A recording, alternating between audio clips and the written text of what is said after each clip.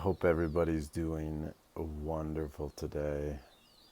These past couple of days, I've felt extremely bogged down with heavy energies, with people I've been dealing with, students in different situations.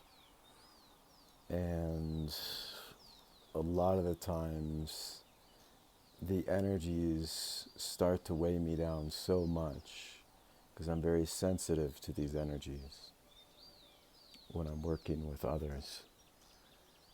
And these energies go deep, and a lot of times they put me in a space of negativity, in a space where I feel like I cannot move forward. And so there's lots of blocks that come up.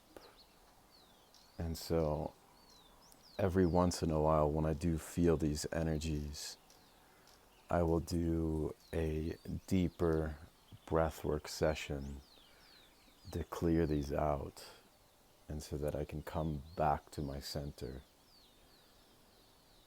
and get back into this state who I am.